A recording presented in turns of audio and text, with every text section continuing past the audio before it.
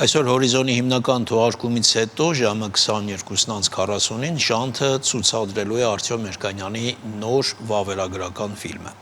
Այն նվիրված է Երուսաղեմում հայկական ներկայությանն ու ժառանգությանը սպառնացող վտանգներին ու դրանց հաղթահարման ուղղված ջանքերին։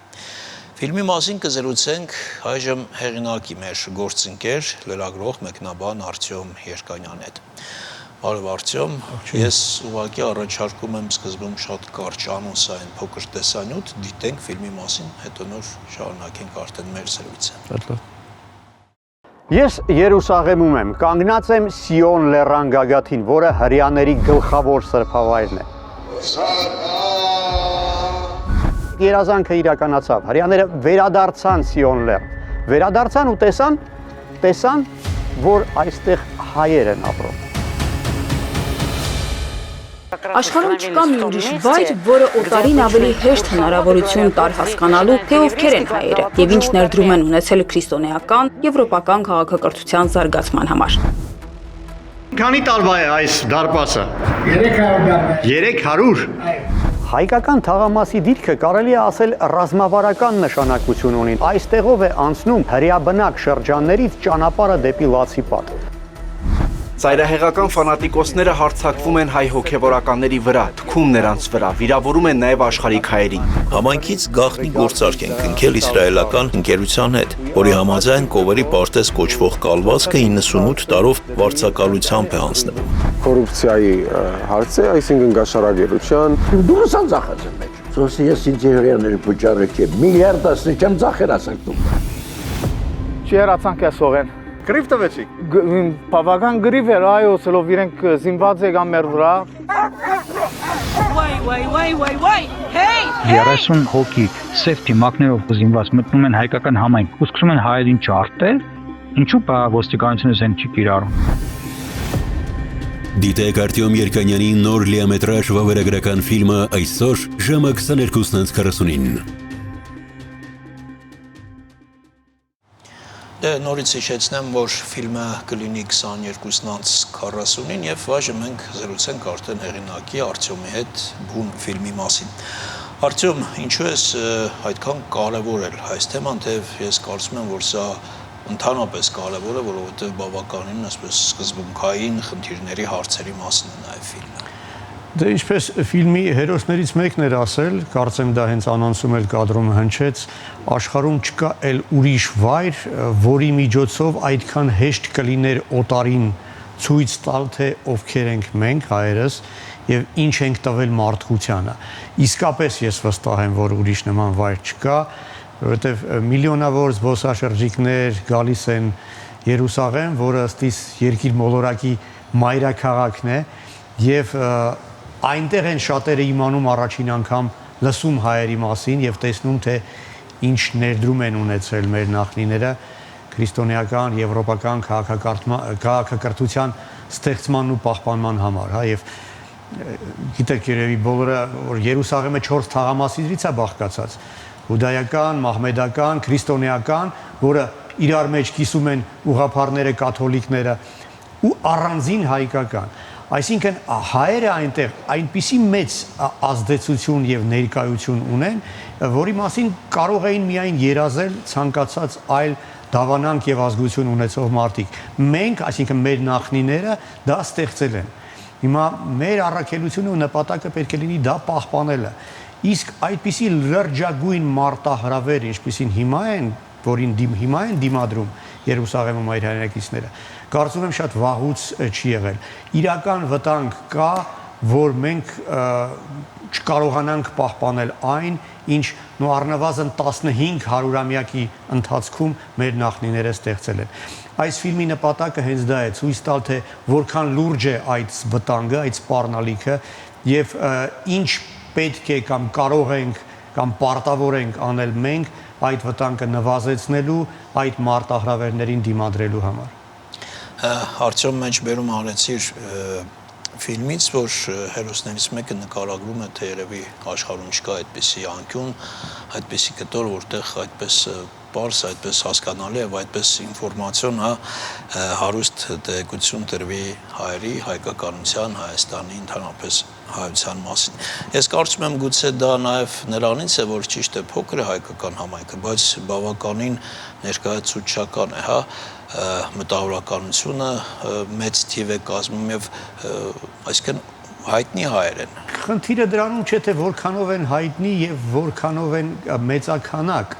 Խնդիրն այն է, որ դա ավանդական համայնք է, որի իրավունքները ճանաչել են Երուսաղեմի բոլոր իշխանները,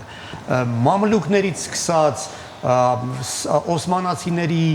սելջուկների, բրիտանացիների, հորդանացիների օրոք բոլորը ճանաչել են, որ հայերի իրավունքը այստեղ բացառիկ է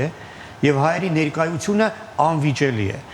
Կարծես Իսրայելի իշխանությունները եւս դա ճանաչել են, բայց կան շահեր, քաղաքական շահեր, որոնք ցավոք երբեմն չեն համընկնում մեր շահերի հետ։ Հիմա հենց այդ դեպքն է։ Մենք պետք է փորձենք հասկանալ այդ դրա հետ հանդարտ գիտակցումը չպետք է մեզ խանգարի adekvat սառնասիրտ քայլեր կատարել, որպեսզի, ինչպես ասացի, այդ վտանգը նվազեցնենք, իսկ այդ աշխարհաքաղաքական ֆոնը իհարկե միայն նպաստում է այդ վտանգների սրացմանը։ Արդյոք նշեցիր, որ հիմա շատ հզոր պայքար է տանում, հա, հայ համայնքը իր իրավունքների, նաև այդ հայտնի տարածքի համար, չես կարծում, որ նախկինում այդպիսի մեծ պայքար չկար զուտ այն պատճառով, որ նաև այդքան մեծ չէր խնդիրը, որովհետև հենց ֆիլմի մեջ նկարագրվող այդ կովերի պարտեզ տարածքի հանդեպ այդքան մեծ հավակնություններ չկային եւ հիմա է կարծես թե խնդիրը սրվել վերջին տարիներին, բնականաբար նաև հակազդող ուժն է սրվել եւ շարժումներ են ձևավորվել այդ երիտասարդները, որոնք պայքարում են այդ խնդրի դեմ։ Արդյոք դա չէ նաև պատճառը։ Իրականում եւ օբյեկտիվ եւ սուբյեկտիվ գործոններ կան, որոնք դրան նպաստել են։ Դե սուբյեկտիվը այն էր, որ մի քանի տարի առաջ պես կիսագաղտնի եւ կիսաօրինական գործարք կնքվեց, որը եւ ստեղծեց այդ վտանգները։ Խոսքը կովերի պարտեզի այդ մեծ հողատարածքը, որը հայկական թաղամասի գրեթե 1/5-ն է կազմում, 98 տարով վարձակալությամբ հանձնելու մասին է։ Դա իրականում կսպառնա հայկական ներկայությանը, քանի որ այդ տարածքը չափազանց կարևոր ռազմավարական նշանակություն ունի եւ նա ով վերահսկելու է այդ հատվածը, վերահսկելու է ողջ հայկական թաղամասը։ Իսկ նա ով վերահսկում է հայկական թաղամասը, վերահսկում է ողջ Երուսաղեմը։ Իսկ նա ով վերահսկում է Երուսաղեմը, փորձը ցույց է տալիս, կարող է հավակնել երկիր մոլորակի վերահսկողությանը։ Դա է պատճառը, որ այդքան կարևոր է այս խնդիրը։ Խնդիրը կարծում եմ դեռ ունի լուծում, որովհետև համախմբվել են, այսպես, եւ հայ համայնքի եւ արևմտյան երկրներում հայ լոբիստների եւ Հայաստանի իշխանությունում որոշ ուժեր հակված են, այսինքն իսկապես ցույց տալ, որ այս հարցում մենք անելիք ունենք եւ դա հաշվի առնելով դեռ ուշ չէ վստահ լինել, որ շանս կա իրավիճակը փոխել։ Ես հենց դա եմ ուզում հարցնել, թե փաստորեն Երուսաղեմի հայկական համայնքը միայնակ չէ այս խնդրում եւ Սփյուռքի գուցե նաեւ ինչ-որ կառույցներ եւ Իսրայելի մյուս բնակավայրերի, որտեղ հայեր կան, շատ քաղաքներում կան եւ առասարակ նաեւ Հայաստանի իշխանությունները այստեղ ոչ միայն դեր ու անելիք ունեն, այլ նաեւ այդ ուղղությամբ աշխատում են, ես ճիշտ եմ հասկանում։ Իրականում մենք պարտներներ ունենք եւ նաեւ հրյա մտավորականների շրջանում եւ իհարկե արաբական պետություններում Պաղեստինը այս դեպքում որ ասում են Հռոմի պապից ավելի կաթոլիկ երևացող, այսպես, հա, փորձում է տպավորություն ստեղծել, որ ել ավելի շատ է մտահոգված հայերի խնդիրներով, քան հայերն են եւ ել ավելի շատ բան պատրաստ է անել, որպեսզի հայերը շարունակեն լիարժեք վերահսկել իրենց պատկանող տարածքները, քան հայերը։ Իրականում մենք պետք է ավելի շատ իհարկե հույսները դնենք մեր վրա ասելով նկատի ունեմ առաջին հերթին հայկական պետությանը, հայ առաքելական եկեղեցուն եւ Սփյուռքի հայկական կառույցներին եւ Սփյուռքի կառույցներին հավատարիմ հայ լոբիստներին, հաշվի առնելով այն, որ Միացյալ Նահանգների նախագահը այսպես հայտ է ներկայացրել Մերձավոր Արևելքում քրիստոնյաների պաշտպանը լինելու, դա իսկապես կարող է նոր ուղիներ բացել։ Եվ եթե խոստացել է, որ այդպիսի դեր է ստանձնալու, ուրեմն մենք իրավունք ունենք նաև իրեն դիմելու, հիշեցնելու, որ այդպիսի խոստում է տվել, դա եւս հնարավորություն է, որից պետք է օգտվենք։ Արտյոմ, բայց սա չէ որ նաև քաղաքական խնդիր է։ Ընդհանուր շահագրգռվածություն ունեն այստեղ իսրայել-արաբական կոնֆլիկտի կողմերը։ Դե հենց դա է, սա ամենակարևոր ի վերջո կռվախնձորն է, քանի որ հայկական թաղամասի վերահսկողության խնդիրը միշտ արաբ-իսրայելական բանակցություններում կարևորագույն թեմաներից մեկն է եղել։ Քեմփ Դեվիդյան այդ հայտնի բանակցություններում, որի միջնորդն էր Բիլ Քլինթոնը, գրեթե բոլոր հարցերի շուրջ կարծես համաձայնության եկել էին եւ կարծեմ նախավերջին չլուծված հարցը հենց մնացել էր թե ում պետք է պատկանի հայկական թաղամասը Պաղեստինի եւ Իսրայելի միջև այդ առանձնացման արդյունքում։ Իսրայելի համար սկզբունքային էր, որ Իսրայելը վերահսկի ոչ միայն հուդայական թաղամաս, այլ նաեւ հայկական։ Յասիր Արաֆատը հայտարարել էր, որ դա բացառում է եւ քանի որ իսկապես եթե քարտեզին նայենք, པարզ կլինի, հա, որ ով որ վերահսկելու է հայկական թաղամասը Երուսաղեմը իրենն է, որովհետեւ հрьяաբանակ նոր Երուսաղեմի թաղամասերից դեպի Լացի պատ հрьяաների գլխավոր սրբավայրը ամենակարճ ճանապարհը անցնում է հայկական թաղամասով։ Եղել են տարբերակներ, ճոպանուղի կառուցելու, այլ ճանապարհներ, չէ, հрьяաների համար սկզբունքային է, որ իրենք գնան շարունակեն գնալ հայկական թաղամասի կենտրոնով, որպեսզի ընդգծեն, որ իրենք չեն հրաժարվելու այդ թաղամասի հանդեպ վերահսկողության հավակնություններից։ Իրականում ոնց հասկանում եմ, Երուսաղեմի հայերի համար կարևոր է միայն մի բան է, որ հայկական թաղամասը լինի նույն այդ պետության տարածքում, որի կազմում է լինելու քրիստոնեական թաղամասը, որ գտնվում է քրիստոնեական գլխավոր սրբավայրը Աստծո հարության տաճար, որտեղ օրվա ընթացքում մի քանի անգամ այդ թափորը անցնում է Հակոբաց վանքից հարության տաճար, այսինքն այստեղ խնդիրը ոչ թե անվստահությունն է Իսրայելի հանդեպ, ոչ թե ավելի մեծ հակվածությունն է Պաղեստինի հանդեպ, այլ պարզապես երաշխիքներ են ուզում մեր հայրենակիցները, որ իրենց դարերով ճանաչված իրավունքը այսուհետ եւս հարգվելու է։ Արտյոմ, տես, բայց մյուս կողմից կարծիք է, ես կարծում եմ հիմնավոր կարծիք, որ այդ պայքարողները իբր այդ տարածքի համար այդ հավակնություններ ունեցողները ուղղորդում են իշխանությունների կողմից։ Արդյոք սա մեր պայքարի շանսերը, հնարավորությունները չի ավելի նվազեցնում։ Տպավորություն կա, որ այն մարդիկ, ովքեր այս գործարքի հետևում կանգնած են, մոլորակի մասշտաբով բավական ազդեցիկ մարդիկ են, անուններ չեմ ուզում տալ, բայց այդ մարդկանց լուսանկարները տեսնում ենք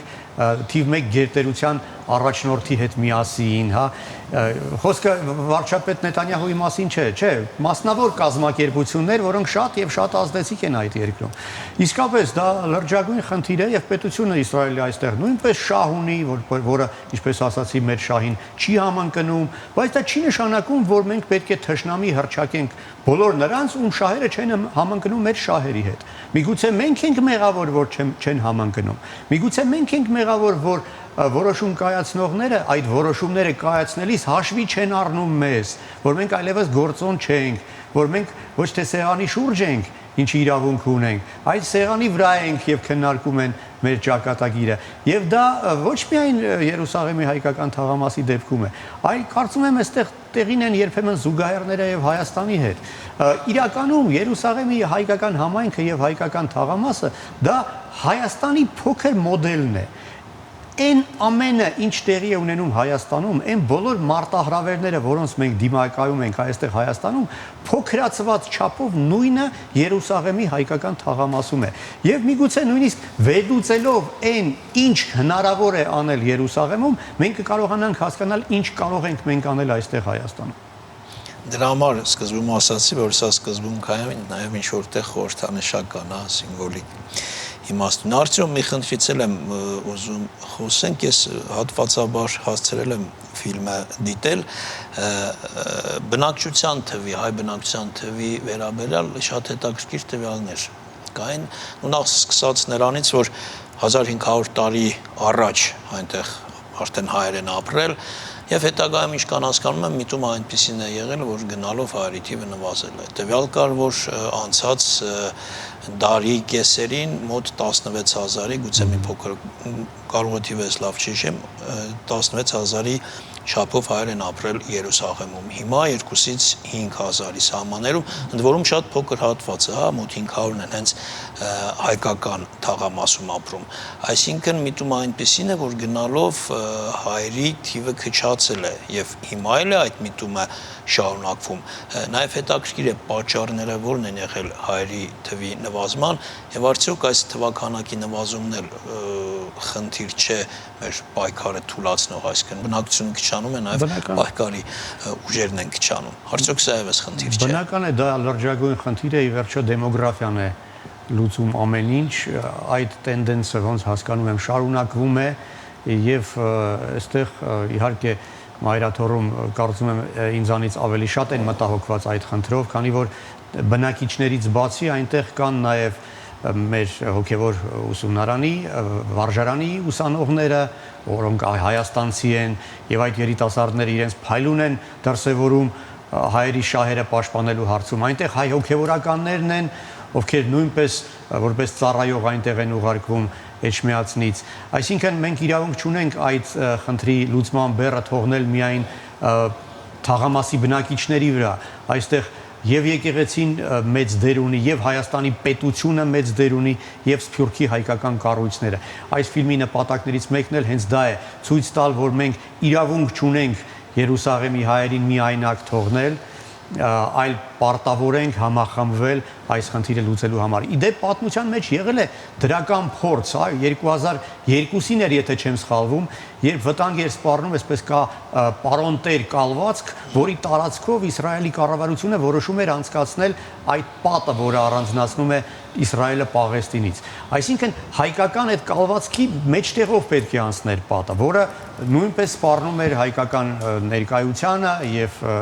ժառանգության պահպանությանը։ Համախմբվեցին այդ ժամանակ Հայաստանի պետությունը, Սփյուռքի կառույցները, հայ լոբբիստները եւ վերջը հարցան նրան, որ պատը տեղաշարժվեց եւ հաջողվեց դրական մեզ համար ընդունելի լուծման հասնել։ Դա ապացուցում է, որ այդ համախմբման դեպքում հնարավոր է մեզ համար ընդունելի լուծումների հասնել։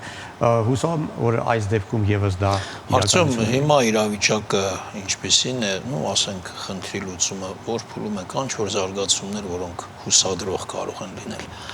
Դե այդ հայ երիտասարդ ակտիվիստների ջանքերի շնորհիվ խնդիրը միջազգային արձագանք ունեցավ եւ նաեւ դա կարծում եմ ստիպեց Իսրայելի դատարանին կասեցնել որոշ քայլեր, համենայն դեպս շինարարական աշխատանքները կովերի պարտեզում դադարեցվել են, դա արդեն ձեռք բերում է, դա արդեն որոշ հույսերի հիմք է եւ երկու հայց է քննարկվելու դատարանում, մեկը եկեղեցու հայցն է, մյուսը աշխարհիկ համայնքի հայցն է։ Այստեղ կարևոր է ընդգծել, տես մի նոր երևույթ է Երուսաղեմում հայ համայնքում ոտքի են կանգնել, ձևավորվել է նոր շարժում, ոչ ֆորմալ հայ երիտասարդ ակտիվիստները ոտքի են կանգնեցրել ողջ համայնքը, չհակադրվելով ավանդական իշխանությանը։ Խոսքը եկեղեցու իշխանության մասին է։ Որոշ հարցերում հակասություն կա, որոշ հարցերում տարաձայնություն կա, բայց այդ երիտասարդները այդքան իմաստուն են գտնվել, որ հասկացել են, որ հակադրվելը սխալ է եւ պարզապես շարունակում են նույն գործը անել տարբեր մարտավարություններ եւ ռազմավարություններ որդեգրելով։ Ի վերջո նպատակը նույնն է, բայց տարբեր ձևերով են տեսնում լուծումը։ Եվ երևի այս ամենից պետք է ինչ-որ դասեր քաղել։ Դա եւս այն դասերից մեկն է, որը պարտավոր ենք քաղել։ Չհակադրվելով, նույն նպատակը հետապնդելով, տարբեր մեթոդներով փորձել հասնել խնդրի լուծմանը։ Եվ արդյոք մի բան էլ մտածեցի, չգիտեմ, չես կարծում, որ կարող է ինչ-որտեղ ֆիլմը հակաիսրայելական դիտվել։ Այդպեսի մտավախություն չկա։ Ֆիլմը կարող են համարել հակաիսրայելական, ոմանք կհամարեն հակաարաբական, ոմանք կհամարեն հակաեկեղեցական, հակաքրիստոնեական, Հայաստանին հայերին նվաստացնող եւ վարկաբեկող եւ բոլոր այդ գնահատականները կարծում եմ սխալ կլինեն, քանի որ այս ֆիլմի նպատակն է ներկայացնել իրականությունը։ Իսկ իրականությունը ցավոք այնպիսին է, որ պատիվ չի բերում ոչ մեկին, ոչ Իսրայելին, ոչ Պաղեստինին, ոչ մեզ հայերիս, բայց ժամանակն է ասել իրականությունը, խոսքերը երևույթները իր անունով կոչել, մինչև դա չանես, չես կարողանա մտածել առողջացման մասին։ Շնորհակալություն Արտյոմ։ Ես պարզապես ուզում եմ վերջում ասել, որ սա իմ երկրորդ ֆիլմն է Երուսաղեմի մասին։ Առաջինը ես նկարահանել էի դեռևս 20 տարի առաջ, երբ մասնավոր այցով էի Երուսաղեմում։ Այդ ժամանակ ես ինքս եւ օպերատոր էի, եւ պրոդյուսեր էի, եւ հեղինակ էի։ Այս անգամ բարեբախտաբար երազանք սեր նկարահանել այդ ֆիլմի շարունակությունը եւ այդ երազանքը կարողացա իրականացնել Հայաստան 2041 հիմնադրամի աջակցության շնորհիվ եւ մեծ շնորհակալությունս եւ Աֆեյան ընտանիքի հիմնադրամին եւ Հայաստան 2041 հիմնադրամին, որոնց հետ համագործակցելը եւ պատիվ էր եւ հաջող։ Շնորհակալություն Արտյոմ եւ ֆիլմի համար եւ զրույցի։ Հեռուստատողներին էլ նորից հիշեցնենք, որ այս մեր թողարկումից րոպեներ անց 20:45 կլինի մեր գործընկեր Արտյոմ Մերկանյանի նոր ֆիլմը։ Դիտեք այն։ Ցտեսություն։